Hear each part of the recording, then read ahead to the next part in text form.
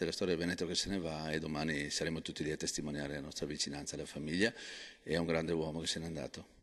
Ci sarà tutto il mondo dell'economia veneta, assieme alle istituzioni, ma ci sarà anche la gente comune, i cittadini di Campo d'Arsego e soprattutto loro, i suoi operai, dentro le mura di quella fabbrica, simbolo di tutta una vita. Camera ardente aperta dalle 10, cerimonia funebre alle 16. Ad officiare l'addio Monsignor Liberio Andreatta, vicepresidente e amministratore delegato dell'Opera Romana Pellegrinaggi. Attese migliaia di persone, Confindustria in prima linea. L'associazione degli industriali ha visto troppe volte queste tragedie. Noi cerchiamo di interpretare i momenti, cerchiamo di interpretare le situazioni, cerchiamo di aiutare i nostri associati nei momenti di difficoltà.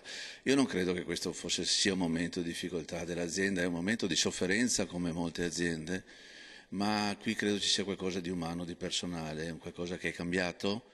Un mondo che cambia, un mondo affidato ai manager, ma l'impresa veneta è fatta anche e soprattutto di capitani vecchio stampo come lui, Egidio Maschio, e tanti ancora, nonostante la ripresa in atto, continuano ad avere problemi, spesso con le banche, l'erogazione dei prestiti, ma il numero uno di Confindustria Veneto individua un problema che sta oltre, a monte, e che non riguarda i nostri istituti. Purtroppo in Italia abbiamo un problema che è strutturale e che forse la BCE non ha ancora capito applicando le regole uguali per tutti. Noi più del 73% mi sembra della finanza delle imprese è bancaria. Insomma, il sistema Italia non è uguale a quello francese o quello tedesco. Di qui l'appello. L'allentamento deve venire innanzitutto dalla BCE che deve capire che la prerogativa dell'Italia è una prerogativa di un paese con aziende di piccole dimensioni, purtroppo sottocapitalizzate, ma che proprio per questo non può essere misurata e valutata e applicare delle regole come vengono applicate in altri paesi dove la finanza arriva da venture capitalist e da altre fonti di finanziamento.